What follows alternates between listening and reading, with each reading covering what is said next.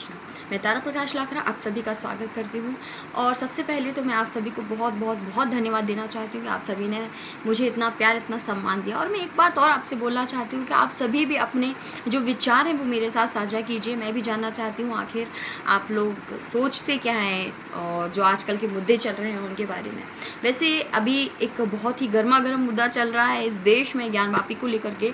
उसके बारे में मेरे विचार थोड़े से अलग हैं, लेकिन उससे पहले अपने विचार साझा करने से पहले आप लोगों के साथ में मैं एक बात आपको बता देना चाहती हूँ कि इन कुछ दिनों में जब मैं वीडियोस नहीं बना रही थी, उस टाइम पे, उस समय में मैं राजस्थान गई हुई थी। राजस्थान में मैंने चित्तौड़ घूमा पूरा। वहाँ पे मैंने विजय स्तंभ देखा, पद्मिनी महल देखा, जहाँ दुष्ट दुष्ट जो खिलजी था जिसने पद्मिनी को जहाँ देखा था कांच में से, वहाँ वो महल घूमा, जौहर कुंड देखा, बहुत कुछ देखा, विजय स्तंभ देखा। वहाँ देखकर बहुत अपने आप को बहुत बहुत गौरवान्वित भी महसूस किया। और मेरी हमारी जो आस्था है वो बहुत ज़्यादा उनको ठेस भी पहुंची। वहाँ पे बहुत ज़्यादा ऐसी मूर्तियाँ हैं जो बहुत खंडित हैं बुरी तरीके से, जिनका खंडन किया गया है, जिनको मंदिरों को बहुत बुरी तरीके से तोड़ा गया है। बहुत सारी जगह है जहाँ आप जाएंगे, घूमेंगे, तब आपको समझ में आएगा कि वो क्या समय रहा होगा और वो क्या मंजर रहा होगा उस समय पे, जब किसी राजा को बोल दिया जाता है कि मैं आपकी पत्नी को एक बार देखना चाहता हूँ।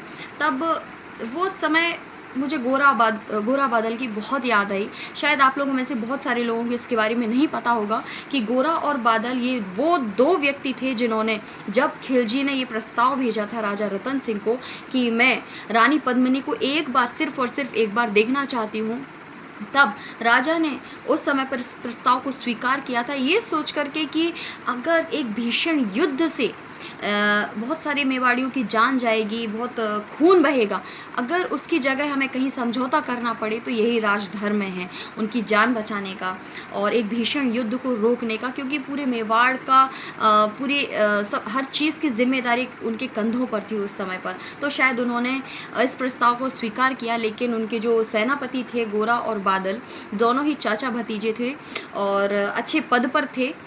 उन्होंने इस प्रस्ताव को स्वीकार करने से मना कर दिया था और उन्होंने राजा का खंडन भी किया था। उन्होंने कहा था कि मैं आपके लिए अपनी जान भी दे सकता हूँ, सब कुछ कर सकता हूँ, लेकिन एक बार भी क्यों एक बार भी हम उनके सामने झुके। हम युद्ध के लिए तैयार हैं, जैसे होगा वैसे देख लेंगे, लेकिन क्यों हम एक बार भी रानी पद्मिनी को उसको देखने दें। वो हमारी आन है, बान है, हमारे राजस्थान की शान है। हम क्यों एक बार भी उसकी गंदी नज़र रानी पद्मिनी पर पड़ने दें। अगर ऐसा कभी भी हुआ तो मैं उसकी आंखें निकाल कर रणचंडी को चढ़ा दूंगा।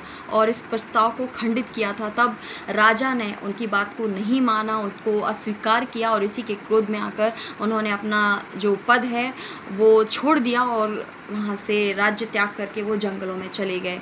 और जब राजा खिलजी जब आया दुर्ग में रानी पद्मिनी को देखने के लिए, तो जैसे कि हमारे यहाँ पर प्रथा है अतिथि देवो भव की, कि कोई भी आता है हमारे घर में अतिथि बन करके तो हम उसका बहुत सत्कार करते हैं, उसका स्वागत करते हैं। वैसे ही राजा रतन सिंह ने भी किया। लेकिन उनको क्या पता था कि लेकिन एक टाइम ऐसा लगता है कि जो व्यक्ति अपने चाचा अलाउद्दीन को सर काट देता है उनका राज्य पाट के लिए, अपने राज्य को कब्जा करने के लिए, अपने चाचा तक को मार सकता है, वो क्या विश्वास पात्र है। लेकिन फिर भी हमारे जो मातृभूमि का जो एक स्लोगन है अतिथि देवो भव, तो उसके चलते उन्होंने उसका बहुत सत्कार किया, स्वागत किया।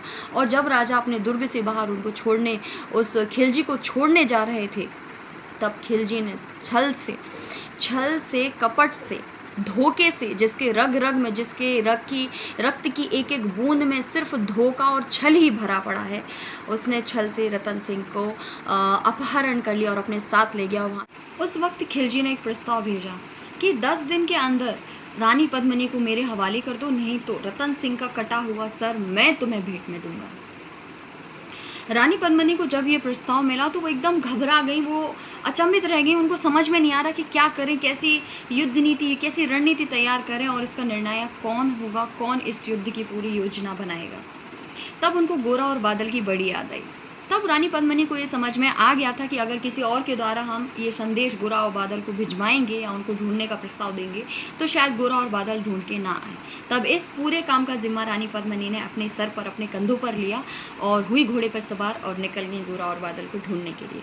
उनको खोजते खोजते जंगलों में उन्हें एक जगह गोरा और बादल आखिर मिल ही गए और वहां पर जाकर रानी पद्मिनी ने पूरा वक्तव्य उन दोनों को बताया। तब गोरा और बादल ने कहा कि रानी, मैं क्या जानूं कूटनीति में, क्या जानूं रणनीति में, क्या जानूं राजनीति। तब रानी पद्मिनी ने उनसे क्षमा याचना करी उस बात को लेकर के कि उस समय पर राजा ने आपकी उस स्वीकार को, उस आपकी जो बात थी उसको स्वीकार नहीं किया। लेकिन अब क्या कर सकते हैं, जो वक्त था वो बीत गया। अब रतन सिंह की जान और पूरे मेवाड़ की शान आपके हाथों में है। आप ही को कुछ करना पड़ेगा, आप ही को युद्ध नीति, रणनीति तैयार करनी पड़ेगी और कैसे भी करके राजा रतन सिंह को मेवाड़ वापस लाना ही पड़ेगा। ऐसा कहा जाता है कि भीष्म पितामह के बाद अगर किसी ने भीषण प्रतिज्ञा ली थी तो वो थे गोरा और बादल, जिन्होंने स्वयं रानी पद्मिनी को यह आश्वासन दिया कि अगर मृत्युंजय महाकाल स्वयं भी आ जाएंगे तो मेरे प्राण तब तक नहीं ले सकते जब तक कि मैं राजा रतन सिंह को मेवाड़ जीवित और एकदम सुरक्षित भेज नहीं देता। गोरा और बादल की इस बात को सुनकर के रानी पद्मिनी आश्वासित हुई। वहां से उन्होंने युद्ध की रणनीति तैयार करी। ऐसा आपने शायद पद्मावत में देखा होगा कि जब युद्ध नीति, रणनीति बनाई जाती है तो रानी पद्मिनी स्वयं खिलजी से मिलने जाती हैं, लेकिन कहीं कहीं इतिहासकारों ने कहीं और उल्लेख किया है, कहीं किसी चीज़ का और अलग उल्लेख हुआ है।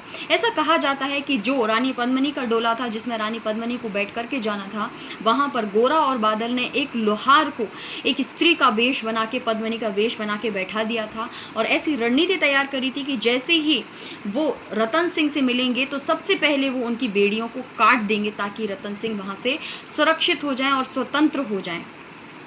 तो जब उनका रानी पद्मिनी का डोला सज करके खिलजी के पास जाता है तो वहाँ के पहरेदार जब खिलजी को ये सूचित करते हैं, सूचना देते हैं कि रानी पद्मिनी आई हैं, तो वह अय्याश अपनी जीत के गुमान में इतना खुश हो जाता है, एकदम गुम हो जाता है। वो इसके जैसे कि सोचने समझने की क्षमता ही खो बैठता है। वो अय्याश राजा अपने जीत के अय्याश के गुमान में ये देखना भूल ही जाता है कि सच में रानी पद्मिनी आई है। बस गोरा और बादल को इसी क्षण की प्रतीक्षा थी। वो एक शर्त रख देते हैं कि रानी पद्मिनी चाहती है कि आपसे मिलने से पहले वो एक बार राजा रतन सिंह से मिले, और अपनी जीत के गुमान में मदहोश बेहोश होकर के वो इस प्रस्ताव को स्वीकार करता है और रानी पद्मिनी को उनसे मिलने की आज्ञा देता है। जी उसके इस प्रस्ताव को स्वीकार करता है। तो जैसे ही वो पद्मिनी के वेश में, जो लोहार उनका डोला था, पद्मिनी का डोला था, जैसे ही राजा रतन सिंह से मिलने जाता है तो सबसे पहले उनसे मिल करके उनकी बेड़ियों को काट देता है। जो खिलजी का सेनापति था उसको कहीं ना कहीं शक हो जाता है। उसी शक के चलते एक भीषण युद्ध शुरू हो जाता है और ऐसा कहा जाता है कि उस युद्ध में उसका जो सेनापति है उसने गोरा का सर धड़ से अलग कर दिया था, लेकिन गोरा जो राजा रतन सिंह की रक्षा कर रहे थे, उनकी ढाल बने बैठे हुए थे, उनका सर धड़ से अलग होने के बावजूद भी उनका धड़ तब तक लड़ता रहा जब तक कि उन्होंने उसके सेनापति का सीना चीर नहीं दिया, उसको 2 हिस्सों में काट नहीं दिया। ऐसे हैं हमारे मातृभूमि के युद्ध, ऐसे हैं हमारे मातृभूमि के वीर, क्या कहना इनके। इसी युद्ध के चलते गोरा और बादल ने अपने प्राणों का बलिदान दे दिया और सुरक्षित रतन सिंह का एक बाल भी बांका हुए बिना उनको सुरक्षित मेवाड़ रानी पद्मिनी के पास पहुंचाया। ये है गोरा और बादल की कहानी। ऐसी हमारी मातृभूमि के वीर योद्धा कृपया करके अपने बच्चों को औरंगजेब, अकबर, बाबर, हुमायूं इन सब के बारे में ना पढ़ाएं, उनको हमारे मातृभूमि के वीरों के बारे में पढ़ाएं, उनके बलिदानों के बारे में पढ़ाएं, कैसे उन्होंने अपनी मातृभूमि के लिए, अपने सम्मान के लिए, अपनी अस्मिता के लिए अपने प्राणों को न्यौछावर कर दिया। एक क्षत्रिय हमेशा ये इस क्षण में रहता है, उसकी प्रतीक्षा करता रहता है कि कब मैं इस मातृभूमि के लिए अपने प्राण दे पाऊंगा। तो अपने बच्चों को उनके बारे में पढ़ाएं ताकि वो भी ये सब सुन के उनको भी गौरव महसूस हो, वो भी अपने आप को भाग्यशाली महसूस करें जैसे कि आज मैं कर रही हूँ, और वो भी अपनी मातृभूमि की सेवा के लिए हमेशा तत्पर रहें। हरे कृष्ण।